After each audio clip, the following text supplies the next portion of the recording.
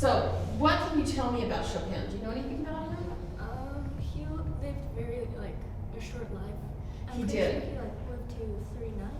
Yeah, that's right. Yeah, he died in 1849. He was born in 1810. Do you know where he lived?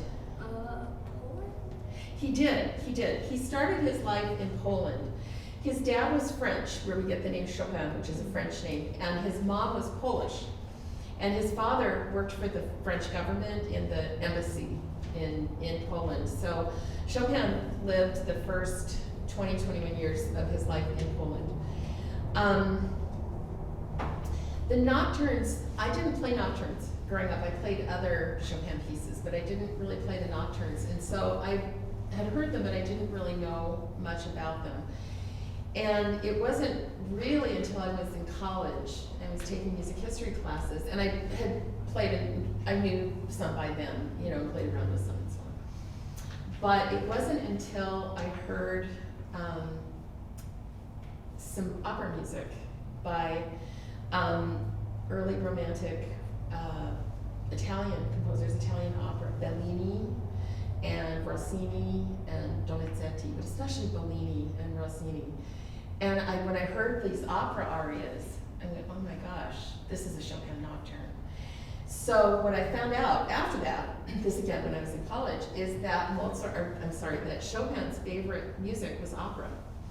So when he was in Poland, before he left, he was becoming famous. Poland at the time was not a political country. It was partitioned, part of Prussia, which is now part of Germany, had the western part of it, and then Russia had the eastern part. So the Poles, as a culture, existed, but they had to learn either German if they lived in the west, or they had to learn Russian if they lived in the east. And so there was this whole political thing going on in Poland. After the First World War, then Poland actually became a political country. Okay, it didn't last too long until it got to the Second World War, but then after the Second World War, it's been a political country ever since. So, the Poles, and many Poles were living abroad at the time. I know this is a little bit of a history lesson, but we don't have a class after this, and I can keep talking. So, and it's good to know. I think it's always good to have a context. So Chopin, living in Poland, was writing, some of the earliest pieces of his we have are mazurkas, which is a type of Polish dance. We have some early polonaises, Polish again. So his teachers and his colleagues in Poland really believed that he was going to write the first great Polish opera, that opera was where he was headed. Not long after that, he left Poland, and once he left, he couldn't go back. There was a revolution and so on. It was a political issue that he was not allowed to go back. So he went to Vienna, and then from there he went to Paris, and that's where he mostly lived, and then he traveled around a little bit and was ill and passed away. But and he wasn't particularly political himself, but he was, his national culture meant a lot to him. And so to Poles, both living in Poland and living abroad, sort of saw Chopin as sort of the personification of Poland, that he meant Poland. So after the First World War, when Poland again became a country, they were able to elect a president. And one of the great interpreters of Chopin's music was this Polish pianist named Paderewski. Paderewski did the edition that we've used up until we got the newer text edition that you're using. But we used that Paderewski edition, the Polish edition. The first president of Poland elected was Paderewski. Not because he was a politician, but because he meant Chopin.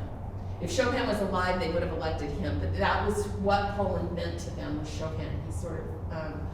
He sort of meant that, and it's a really, really important thing. So in the middle of this nocturne, you get a little mazurka, and it's the harmony in there is a little odd. It's a little unusual. That's that Polish folk music that comes in the middle of this nocturne. So, and he played that really, really beautifully. So, his colleagues in Poland were kind of right. about that when they thought he would write the first Polish opera, he did. He just wrote it for the piano instead of for singers. Okay, so that's what you're playing. So a couple of things to keep in mind, since we're thinking of this as an aria or as vocal music or vocally inspired music. And there's another composer that the exact same thing happened, except he really wrote operas, and that's Mozart. That's what the big Mozart-Chopin connection is opera. So one of the things that you need to think about is choosing a tempo that a singer can sing, okay? You don't want the singer to turn blue in the middle of it, okay? So it doesn't have to be a lot faster, but you want to think about the melody going forward so that the singer can breathe, okay? It's helpful for us on the piano too because we can't sustain long notes other than have them go down. You know, like a violin can increase the bow speed, can increase the sound, make a little crescendo on a note, as can a singer, but we can't. So sometimes the tempo will help. Also, the left hand he gives us a moving left hand underneath a long note, ya, da, dee, da, bum. So the use of rubato and things like that can help it sound like it's able to flow more forward than we actually physically can do with the piano. And you do a really, really good job of that. I think for the most part, your balance is really quite good. I went ahead and used my score. So the first four measures, what do you think of those as? Like, well, where does the aria start? Where does the song start? I'm going to let you take your music, honey, because I have a copy of my score here, and then we don't have to run back and forth, and then we can stop and start, okay? Okay. Can you, do you know how to, oh, thanks.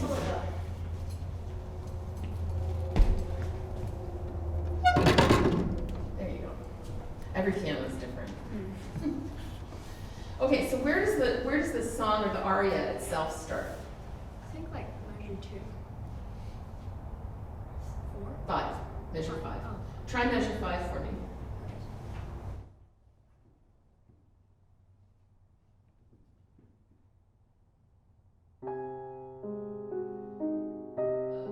That's measure 6, right? Oh, yeah. Okay. That's okay.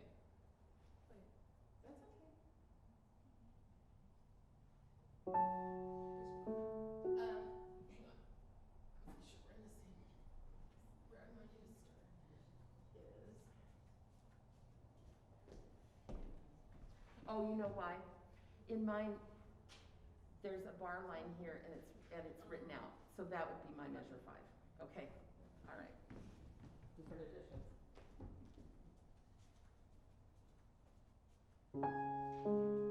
There it is. Good. That's it. That's where the aria starts. Okay. So, be sure again when you start, she's going to take it. This will be a woman singing. Okay, because it's up high. Let your left hand move her breath. Now she takes a breath here. Big note.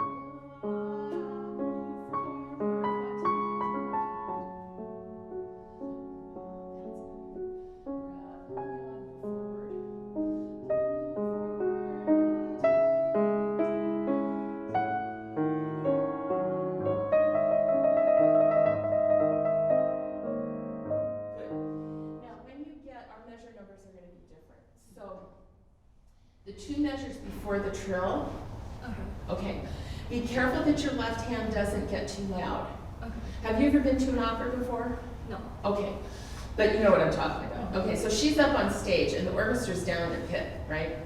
So she's up there in her costume singing away and the orchestra stays underneath her. Well, if the orchestra gets too loud all of a sudden, she's going to go like this and look down in the pit and say, what are you doing?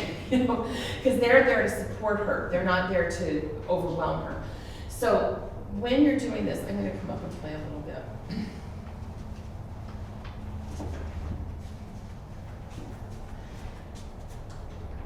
So your rubato is really good. It's beautifully done. The one piece of advice I would give you is to think about why you're doing it, what you're trying to accomplish, and what, especially the left hand, is going to do for you here. So when you start here,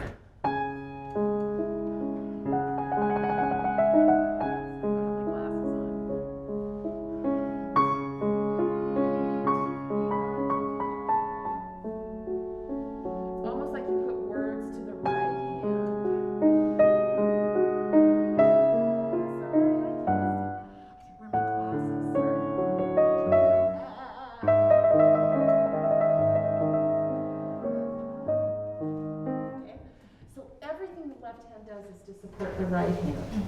Okay? I'm playing it a little bit faster. It doesn't have to go quite that fast. That's how fast I play it. But it's a little slower. And this is a really good piano. You hear what happens? So.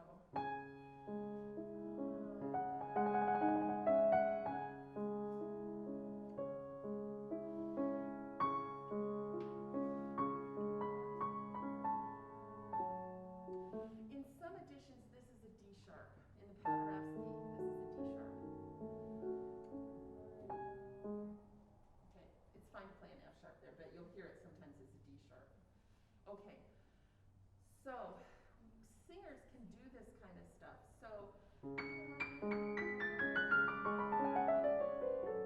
again, think about singing. If you keep that singing thing going, you're home free. You'll be really in good shape.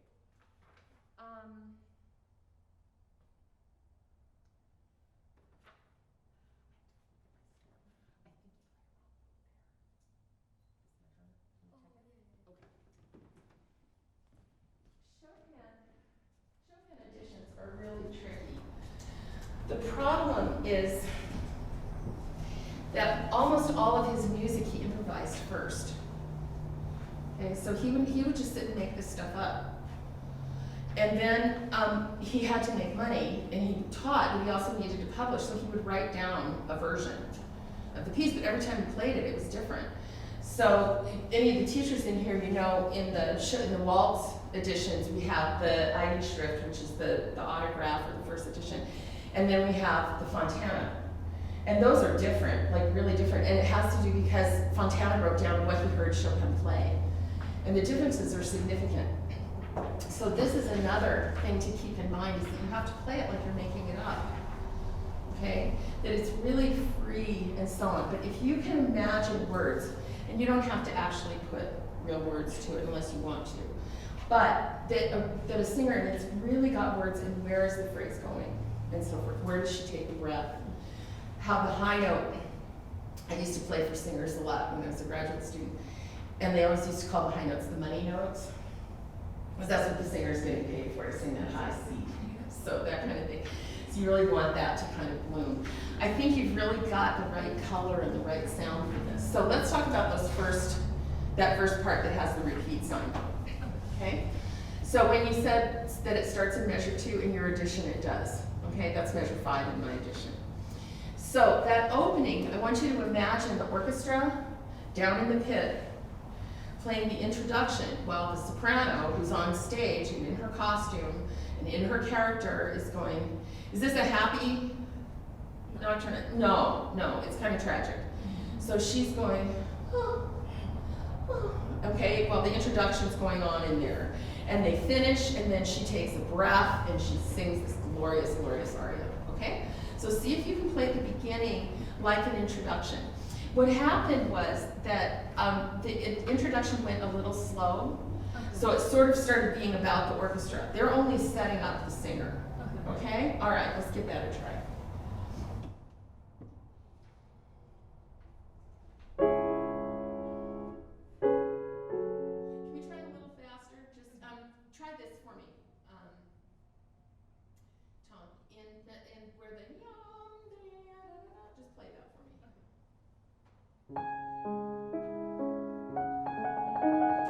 Okay, so 3, 4. That's your quarter note. Beginning.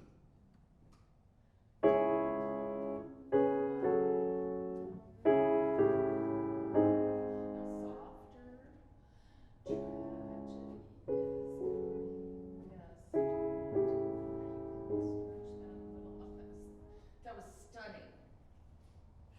Beautiful, absolutely beautiful, and it sets that singer, and then we get that G sharp, and oh, it's so beautiful, really good. Now, when she goes up to her money note, on that high C sharp above the staff, you have a trill,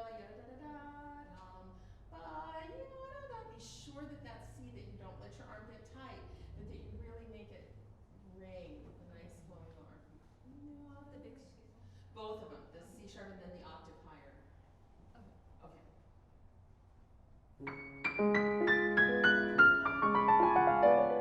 That's it.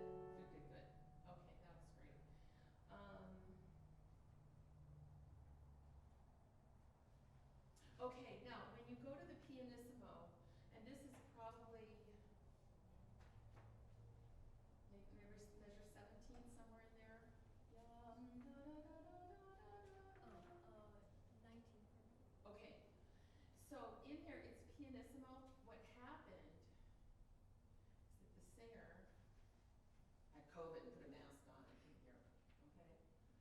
So you have to remember that when it's pianissimo, it still has to go to the back of the room.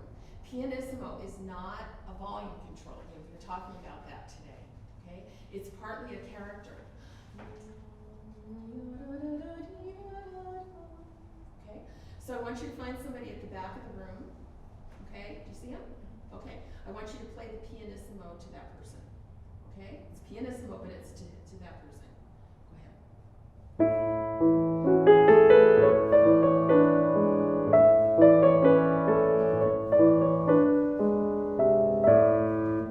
That's it. Go ahead.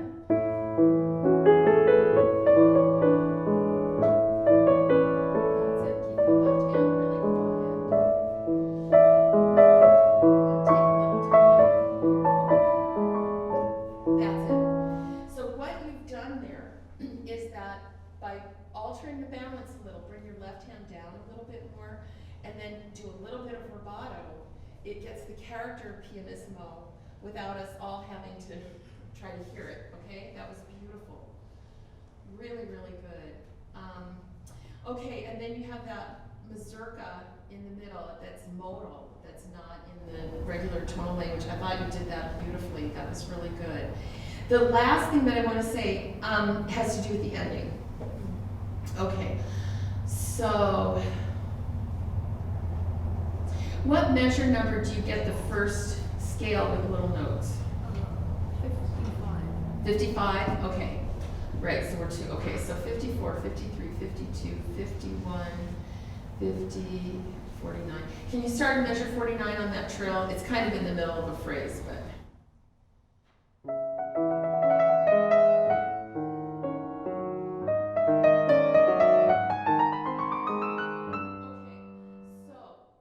She's getting sort of desperate here, okay? This is more heightened emotion here. So without speeding up, okay? You can't speed up. I want you to move it forward. Okay? Try it again.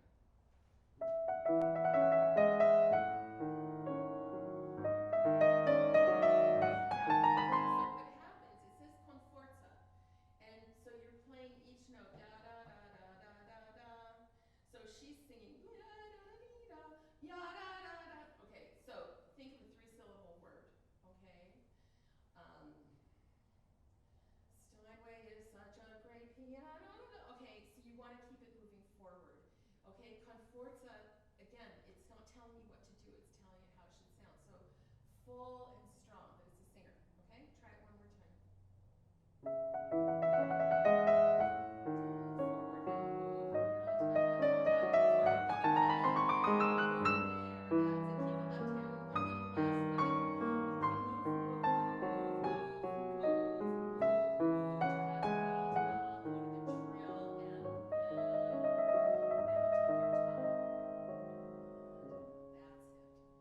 Yeah. So, it's not a huge difference, but when you do rubato, it's not a matter of sort of speed up and slow down. You have to think, where are you going? Okay? That's where you're going. You're going up to the high E, and then you're closing the phrase at the end of the trill. That was great. Your scales are really good. Those worked out just fine. Now, you do 4 of them. Yeah. Right? Okay. So the first 2 I thought were great. By the time, however, that you get to the 4th one, it sounds a little like, it's my 4th time, I'm not sure what I should do. Okay? It's a little unclear to me. So from the end, 1, 2, 3, 4, 5, 6. Okay, so the 3rd little note scale. Can you start there?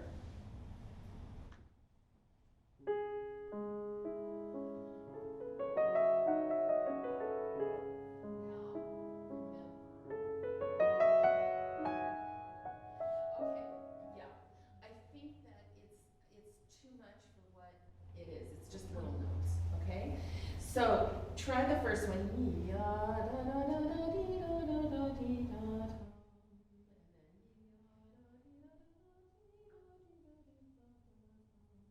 Okay? She's feeling even sadder.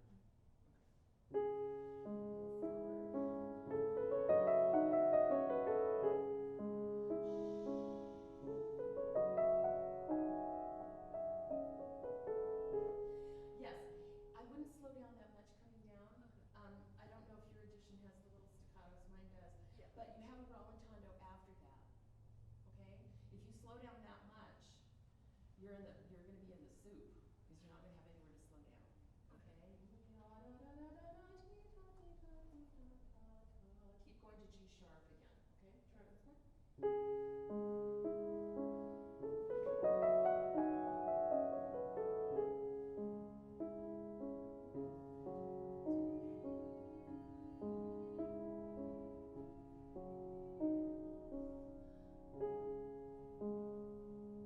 Okay, but again, you have to go to the high C sharp in both hands there. So what's happened is that you stopped. Ya, da, ya, di, da. The important note in there is the E sharp. Because we go from C sharp minor to C sharp major at the end. Okay? Then float away. Okay?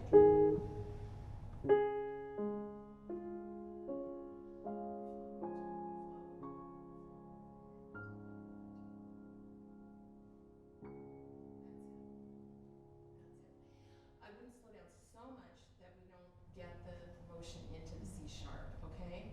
It's not, you can slow down a lot, but just be sure you don't lose track of where you're going, okay?